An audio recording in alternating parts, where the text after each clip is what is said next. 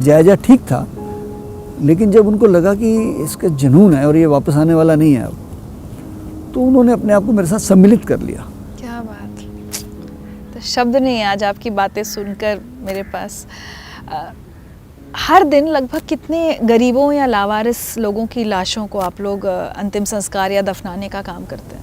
पहले तो शुरू में स्टार्टिंग की थी तो हफ्ते में 2 आते थे, फिर महीने में 10-15 आने लगे करते करते। अभी 2 की एवरेज तो पर डे है गरीबों की।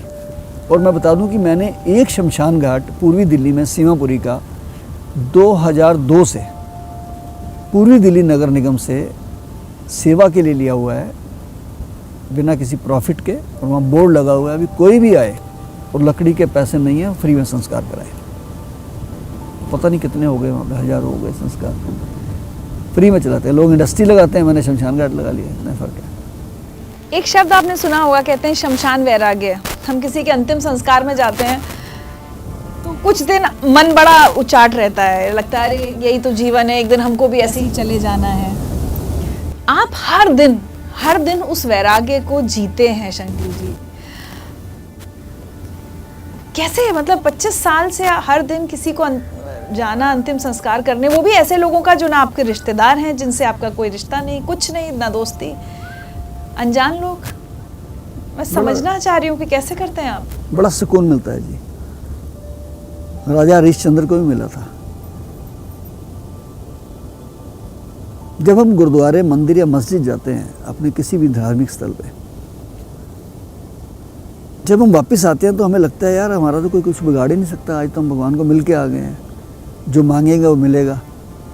लेकिन जब हम शमशान जाते हैं और वो 2 मिनट जो आप कहते हैं ना कि देख के एक बार लाश को आता है, यार क्या ले जाना है इस दुनिया से, सब कुछ यहाँ रह जाना है, वो 2 मिनट बड़े कीमती हैं। उस 2 मिनट ने मेरे जीवन को बदला है निगम बोध घाट पे, आज से 25 साल पहले। अगर मैं वो लाश नहीं देखता और वो लकड़ी वाला सीन नहीं देखता तो मेरा जीवन कैसे बदलता। लेकिन आज तो आप हर दिन पता नहीं कितने मिनट, कितने पल वहाँ बिताते हैं। आज भी सुबह होके आया हूँ, यहाँ आने से पहले शमशान घाट होके आया हूँ मैं, एक डेथ में। आदत पड़ गई है और सुकून मिलता है वहाँ जाके। मैं जब देखता हूँ लोगों को, और जब भी जाता हूँ मैं किसी और की डेथ में हूँ, वहाँ कोई ना कोई गरीब आया होता है कि शंटी जी हमारे पास तो शॉल नहीं है, शंटी जी लकड़ी नहीं है, पंडित जी को देने के लिए पैसे नहीं हैं। तो मुझे बड़ा सुकून मिलता है जब मैं वो काम करता हूँ। तो मैं वो चोरी छिपे भी कर देता हूँ, घर बता के भी कर देता हूँ, हर तरीके से करता हूँ। मैं ऐसे किसी को भंडारे में खिलाने से अच्छा मैं ये काम ज़्यादा जरूरी समझता हूँ। देखिए ना, इस इतने बड़े काल में भी जब लोग लंगर से लोगों को संतुष्ट कर रहे थे, तो हमने लाशों के उस भंडार में भी अपनी सेवा को जारी रखा। कभी किसी के अंतिम संस्कार का कोई बहुत खराब अनुभव, कोई कड़वी याद? रोज ही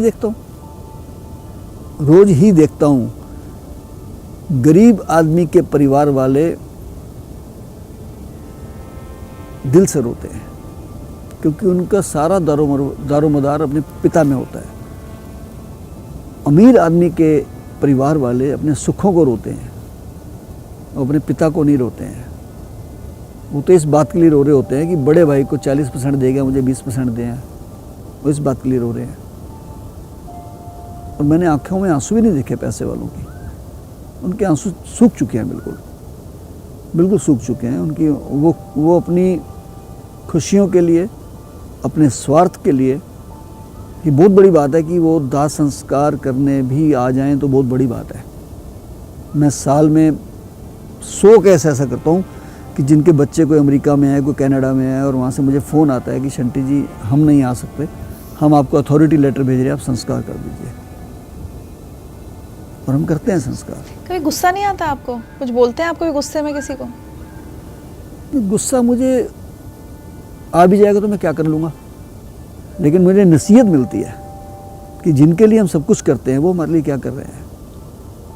एक माँ, एक बाप अपने तन को मार के, अपने मन को मार के, हो सकता है कि पिता जब घर में बच्चों के लिए सामान लाता है, हो सकता है उसकी जेब में पैसे ना हो और वो कहीं से उधार लेके भी लाता हो, बच्चे की फीस भी देता है कहीं से भी लाके, घर का सामान भी लाता है।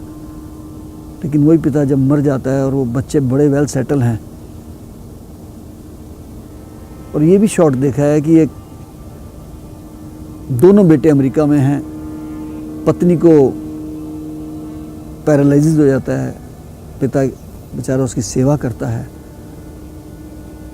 मलमूत्र उठाता है, लेकिन एक दिन वो पत्नी सुबह देखती है कि उसका पति आज मेरा मलमूत्र नहीं उठा रहा, खुद वो उठ नहीं सकती, तो देखती है तो दूसरे पे पति उसका मरा पड़ा है।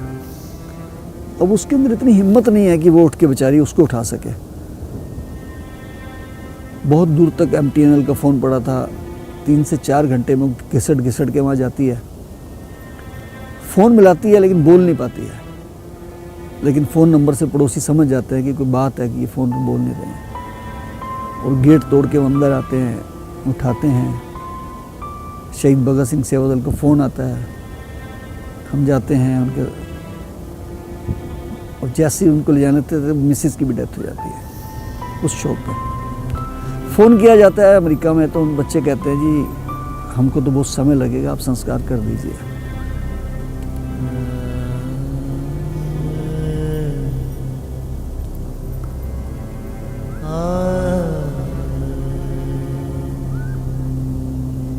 मतलब पूरे शहर के कंधे थे उनके पास,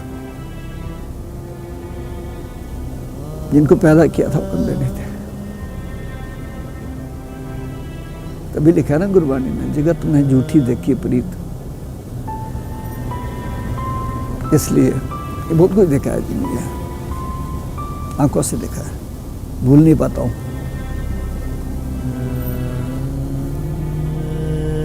और ये सच है जीवन का, हम लोग बहुत प्यार करते हैं, लेकिन मुझे लगता है कि हम जिनको प्यार करते हैं वो बड़े होकर उस प्यार को भूल जाते हैं, उनको कुछ और दिखता है, उनके लिए प्यार से ज़्यादा चीज़ों की कीमत है। इसलिए मैंने तो अपने जीवन को बदल लिया है जी काफ़ी हद तक। मैं बड़ा सेटिस्फाई हूँ इस बात से कि जो हो रहा है अच्छा हो रहा है, जो होगा अच्छा होगा, किसी के ऊपर हम उम्मीद ही ना रखें, अपने आप को इतना प्रिपेयर कर दें। मेरे पास 10 फ़ोन ऐसे आते हैं कि शंटी जी मैं लिख के जा रहा हूँ कि मेरी डेथ हो जाए तो संस्कार मेरे बच्चे ना करें, आप करें। अच्छा। लिख के जाते हैं। उन्हें पता होता है कि नहीं करेगा कोई उनका? करेगा भी तो कहते नहीं, हम आपसे कराना चाहते हैं, कम से कम आप विधिवत तो कर दोगे, समय पे तो कर दोगे।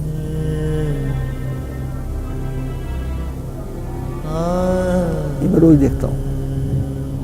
चलिए अब सबसे मुश्किल वक्त की बात करते हैं, जिसका सामना हम सब ने किया, पूरी दुनिया ने किया, और बहुत लोगों ने अपने काम बंद कर दिए, मतलब चाहे वो प्रोफेशनली कहें या मैं बहुत लोगों से बात करती हूँ जो समाज सेवा भी कर रहे थे, उन्हें बंद करनी पड़ी लॉकडाउन की वजह से। और उस बीच मुझे पता चला कि शंटी जी ने काम बंद नहीं किया, क्योंकि मौतें बढ़ रही थीं और लोगों के अंतिम संस्कार भी बढ़ रहे थे। ऐसे में आपके पास भी तो एक वजह थी कि आप घर बैठ जाते, काम बंद कर देते, और कोरोना फैल रहा था, आप अपनी जान हथेली पे रख के काम कर रहे थे, ऐसा क्यों? शुरुआत में तो हमने खाने पीने से काम शुरू किया, क्योंकि लॉकडाउन से पहले एक ऐसा माहौल बन गया था कि बाज़ार बंद हो रहे हैं, ये हुआ है। तो हमने जहाँ पे आइसोलेशन सेंटर बना था मंडोली जेल में, तो मैंने वहाँ सेवा शुरू की खाने पीने की, लंगर की। फिर मुझे डीएम साहब ने कहा कि शंटी जी हमें एम्बुलेंस की जरूरत पड़ सकती है आने वाले समय में, हमें लगता है बहुत बढ़ेगा ये। तो मेरे कई साथियों ने कहा यार ये तो मौत का मंजर है, तो सही बात है, आप बहुत बड़ा पंगा ले रहे हो, मना कर दो। मैंने कहा शहीद भगत सिंह को जुनून था, तो उन्होंने कहा था ना कि दम निकले इस देश की खातिर बस इतना अरमान है। उनकी माँ ने भी कहा था शादी करा दूंगी, तो उन्होंने कहा था कि दुल्हन तो ब्याह के लाऊंगा पर आज़ादी के रूप में।